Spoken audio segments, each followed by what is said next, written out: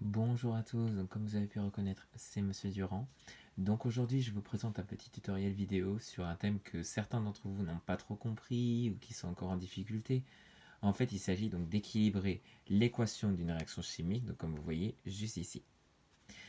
En gros, l'objectif de ce tutoriel, c'est de vous montrer comment équilibrer une réaction, c'est-à-dire comment faire pour avoir le même nombre d'atomes au début et à la fin d'une réaction chimique. Donc on prendra deux exemples de combustion, comme on a étudié dans le chapitre 2, qui sont donc des transformations chimiques que l'on va modéliser sous forme d'équations. Donc pour cela, on va prendre comme premier exemple la combustion du cyclohexane, puis on étudiera l'équilibre de la combustion du butanol. Donc comme je viens de vous annoncer, la première combustion que l'on va étudier lors de ce tutoriel, c'est donc le cyclohexane de formule chimique C6H12, donc comme vous pouvez voir juste ici. En fait, le cyclohexane fait partie de ce qu'on appelle la famille des hydrocarbures. On l'a vu ça dans le chapitre 3. Les hydrocarbures, on les appelle comme ça parce que ce sont des molécules qui possèdent uniquement des atomes de carbone et des atomes d'hydrogène. Dans le cas du cyclohexane, on voit qu'il y a 6 atomes de carbone qui sont liés entre eux sous forme d'un cycle, d'où le nom de cyclohexane, et les atomes de carbone en fait sont entourés par 12 atomes d'hydrogène, d'où le nom hydrocarbure. Donc on commence par écrire les espèces chimiques qui sont présentes lors de cette réaction de combustion. Donc tout d'abord, on sait que d'après le chapitre 2, les réactifs de cette combustion sont les éléments du triangle de feu. Donc on peut se rendre compte que lorsqu'on parle de la combustion de quelque chose, comme on voit ici, donc la combustion du cyclohexane, cette chose-là qu'on mentionne, c'est le combustible. Donc du coup, on va écrire la formule chimique du cyclohexane qui est ici, C6H12. Puis on écrit la formule chimique du comburant le plus utilisé, qui est le dioxygène, de formule chimique O2. Et en fait, tout ça, ces réactifs, en fait, vont donner deux produits qui sont donc le dioxyde de carbone, que l'on reconnaît grâce au test à l'eau de chaud. Puis on a la molécule d'eau, qui est reconnue quant à elle grâce à la formation de buée que l'on peut constater juste après la réaction de combustion. Donc juste après avoir écrit l'équation, on construit un tableau. Donc vous le faites en fait comme si vous jouiez au morpion. D'accord? Le voilà. Et au milieu, on placera les atomes qui sont présents lors de cette réaction. Donc à gauche, on notera le nombre de chaque atome du côté des réactifs. Et à droite, on notera les nombres des atomes présents du côté des produits. Donc pour les réactifs, on utilisera le stylo au rouge. Et pour les produits, on écrira les nombres donc en vert.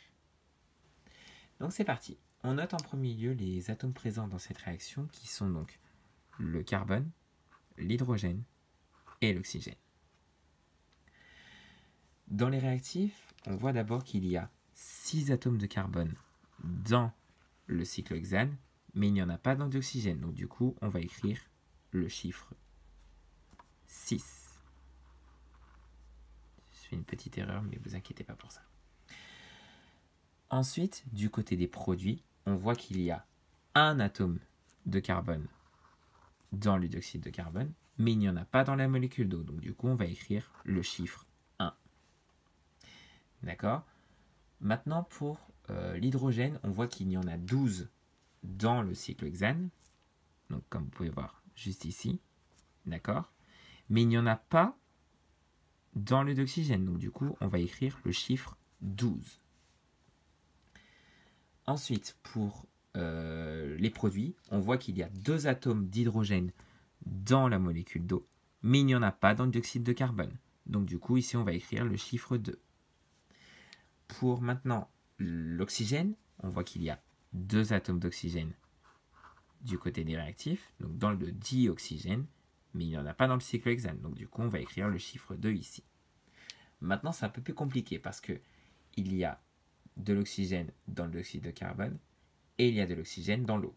Donc ce qu'on va faire, c'est qu'on va additionner le nombre d'atomes dans chaque molécule pour avoir le nombre total du côté des produits. Donc on voit qu'il y a 2 atomes d'oxygène dans le dioxyde de carbone, donc on va écrire sur la même ligne l'opération que l'on va effectuer. Donc 2 atomes d'oxygène dans le dioxyde de carbone. Donc on écrit la molécule correspondante entre crochets. plus un atome d'oxygène qui est contenu, donc c'est entre crochets, dans la molécule d'eau. Donc je répète, il y a 2 atomes d'oxygène dans le dioxyde de carbone et un atome d'oxygène dans la molécule d'eau. Donc 2 plus 1, ça va donc nous donner 3 atomes d'oxygène du côté des produits. Maintenant, on va vérifier si la réaction est équilibrée. Donc pour cela, il faut savoir si on retrouve les mêmes nombres d'atomes de part et d'autre du tableau. Donc ici, on s'aperçoit que pour le carbone, pour l'hydrogène et pour l'oxygène, ce n'est pas le cas. Donc le but de ce tutoriel, c'est donc d'avoir le même nombre d'atomes de chaque nature avant et après la réaction. Donc on va utiliser ce qu'on appelle des coefficients stoichiométriques. On rappelle donc que les coefficients stoichiométriques sont des nombres ou chiffres que l'on place devant une espèce chimique, mais sans pour autant changer la formule. Donc si par exemple on trouve le coefficient 2 pour la molécule d'eau, il ne faut pas écrire H4O2 parce que cette molécule n'existe pas. Donc on laisse le coefficient 2 devant la molécule d'eau, ce qui signifie que l'on va multiplier tous les atomes de cette molécule par 2. Donc on aurait 2 atomes d'hydrogène fois 2 grâce au coefficient stoichiométrique, ce qui donnerait 4 atomes d'hydrogène, et un atome d'oxygène fois 2, ce qui donnerait 2 atomes d'oxygène pour la molécule d'eau. Donc ce qu'on va faire ici aussi, c'est d'équilibrer les atomes un par un, pour ainsi retrouver le même nombre pour chaque nature. Donc on commence avec le carbone, dont on a 6 atomes du côté des réactifs et 1 atome du côté des produits. Alors le conseil que je veux vous apporter est le suivant. Donc vous entourez le chiffre le plus petit et vous faites une flèche en fait pour le ramener vers le plus grand. D'accord? Donc pour trouver le coefficient stoichiométrique, on divise le plus grand par le plus petit. Donc 6 divisé par 1, ça va nous donner 6. Donc le coefficient stoichiométrique, 6, sera attribué du côté des produits.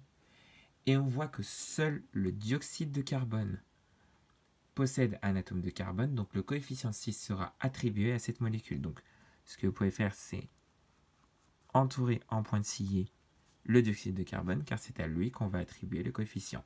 Donc ce que vous faites, c'est vous mettez donc une double flèche, un peu comme ça, fois 6 parce que c'est le coefficient stoichiométrique, et entre parenthèses, vous mettez la molécule pour laquelle le coefficient sera distribué. Donc on réécrit l'équation, donc ça nous fait C6H12, donc c'est le cycle hexane, plus le dioxygène, qui va nous donner 6 fois le dioxyde de carbone, car c'est le coefficient stoichiométrique que l'on vient de trouver, plus la molécule d'eau qui est toujours là. Donc à ce stade-là, on refait un tableau pour vérifier si tout a été équilibré ou non. Donc on a toujours le carbone, l'hydrogène et l'oxygène. Maintenant on vérifie. On voit qu'il y a toujours 6 atomes de carbone du côté des réactifs. Donc on va mettre le chiffre 6. Maintenant on voit qu'il y a un atome de carbone du côté des produits, fois 6 parce qu'il faut appliquer le coefficient stoichiométrique. Donc on met 6 donc pour le coefficient, fois 1 pour le dioxyde de carbone parce qu'il y a un seul atome de carbone de ce côté-là. Donc 6 fois 1, ça nous fait donc 6. Maintenant, on regarde pour l'hydrogène. Donc il y a 12 atomes d'hydrogène du côté des réactifs, donc ils sont toujours là. Ce qui nous donne donc le chiffre ou le nombre 12. Maintenant, du côté des produits, on voit qu'il y a toujours 2 atomes d'hydrogène présents dans la molécule d'eau. Mais il n'y en a pas dans le dioxyde de carbone. Maintenant, pour l'oxygène, on voit qu'il y a toujours 2 atomes d'oxygène du côté des réactifs. Donc on note le chiffre 2. Mais cette fois-ci, dans les produits, on voit qu'il y a 2 atomes d'oxygène pour le dioxyde de carbone, fois 6, parce qu'il faut appliquer le coefficient. Donc 6 fois 2 pour le dioxyde de carbone. D'accord? On n'oublie jamais le coefficient stoichiométrique qui est juste là. Plus un atome d'oxygène parce qu'on doit l'appliquer pour la molécule d'eau. Donc, on récapitule, il y a 6 fois 2 atomes d'oxygène pour le dioxyde de carbone, donc ça nous fait 6 fois 2 qui nous donne 12, plus 1 qui est présent dans l'eau, donc 12 plus 1, ça nous fait 13. Alors ici, on voit que donc l'atome de carbone, il y a 6 atomes du côté des réactifs, 6 atomes du côté des produits. Donc on peut dire que lui, c'est équilibré. Mais les deux autres ne le sont toujours pas. Donc on va y aller un par un. Donc l'hydrogène, on voit qu'il y a 12 atomes du côté des réactifs et 2 du côté des produits. Donc on fait comme tout à l'heure. On entoure le chiffre le plus petit pour ensuite le ramener vers le plus grand. Et on n'oublie jamais de faire la division pour trouver le coefficient stoichiométrique. Donc ça nous fait 12 divisé par 2. Ça nous donne 6. Donc il y aura un coefficient 6 à attribuer. Maintenant, il faut voir pour quelle molécule le coefficient 6 sera donné. Et on voit que c'est l'eau qui possède uniquement les atomes d'hydrogène. Donc du coup, on va entourer en pointillé la molécule d'eau. Et ainsi, on attribue le coefficient 6 à la molécule correspondante. Donc on réécrit l'équation. Donc on a C6H12, donc qui est le cyclohexane, plus le dioxygène. D'accord? Ça va nous donner à ce moment-là 6 fois le dioxyde de carbone parce qu'il a déjà été donné tout à l'heure, plus 6 fois H2O parce que c'est celui qu'on vient de trouver ici. Donc voilà où nous en sommes. Donc après avoir écrit cette nouvelle équation, on va refaire un tableau pour tout vérifier. D'accord? On n'oublie jamais de vérifier pour voir si on n'a pas fait d'erreur. Donc carbone, hydrogène, oxygène, ils sont toujours là. Donc on vérifie, il y a toujours 6 atomes de carbone du côté des réactifs, donc on écrit le chiffre 6. Il y a toujours un atome de carbone fois 6, vu qu'il y a toujours le coefficient stoichiométrique pour le dioxyde de carbone. Donc 6 fois 1 attribué au dioxyde de carbone, ce qui va nous donner 6. Donc lui, il est toujours équilibré. Maintenant, pour l'hydrogène, on voit qu'il y a toujours les 12 atomes des réactifs, donc on note le nombre 12. Maintenant, pour l'eau, on voit qu'il y a 2 atomes d'hydrogène fois 6 parce qu'on attribue le coefficient stoichiométrique à la molécule d'eau. Donc on a 6 fois 2 pour la molécule d'eau, vu qu'il y a 2 atomes d'hydrogène là-dedans. Donc 6 fois 2, ça nous fait bien 12. On a 12 d'un côté, 12 de l'autre, donc c'est équilibré. Et maintenant, on voit qu'il y a 2 atomes d'oxygène du côté des réactifs, donc on encadre et on note le chiffre 2. Mais cette fois-ci, il faut faire attention à tous les coefficients, parce qu'il y a 2 atomes d'oxygène fois 6 à cause du coefficient stoichiométrique, donc 6 fois 2 pour le dioxyde de carbone, plus 6 fois un seul atome d'oxygène pour la molécule d'eau. Donc ici on a 6 fois 2 qui donne 12, 6 fois 1 qui donne 6, donc 12 plus 6, ça nous donne 18. Donc ici on s'aperçoit que l'atome d'oxygène n'est toujours pas équilibré. D'accord? Donc on refait comme tout à l'heure, et on s'aperçoit qu'il y a 2 atomes d'oxygène du côté des réactifs. Donc on entoure comme d'habitude le chiffre le plus petit et on va le ramener vers le plus grand. En n'oubliant jamais de faire la division, donc 18 divisé par 2, ça nous donne 9. Donc il y a un coefficient 9 à donner. Donc fois 9. Et on regarde pour quel atome, pour quelle molécule, on va attribuer le chiffre 9. Donc, on voit qu'il n'y a que le dioxygène qui possède l'atome d'oxygène. Donc, du coup, le coefficient 9 sera attribué à cette molécule-là. D'accord? Donc, du coup, on entoure en pointillé la molécule de dioxygène parce que c'est à elle qu'on va donner ce coefficient. Donc, pour terminer, on va écrire l'équation. Donc, le cyclohexane plus 9 molécules de dioxygène qui vont nous donner 6 molécules de dioxyde de carbone plus 6 fois la molécule d'eau. Alors, pour finir, on va refaire un tableau pour vérifier une dernière fois si tout a été équilibré. Donc, dans la logique des cas, oui, mais on va le prouver. Donc, on a toujours le carbone, l'hydrogène et l'oxygène dans cet ordre-là. Donc, on a 6 atomes de carbone pour le cyclohexane, donc on écrit toujours le chiffre 6. Pour les produits, on a toujours un atome de carbone fois 6 avec le coefficient stoichiométrique. Donc, 6 fois 1 pour le dioxyde de carbone, donc ça nous fait bien 6, et c'est toujours équilibré. Maintenant, pour l'hydrogène, on voit qu'il y a toujours 12 atomes du côté des réactifs, et du côté des produits, il y a toujours 2 fois 6. Donc on réécrit le détail du calcul.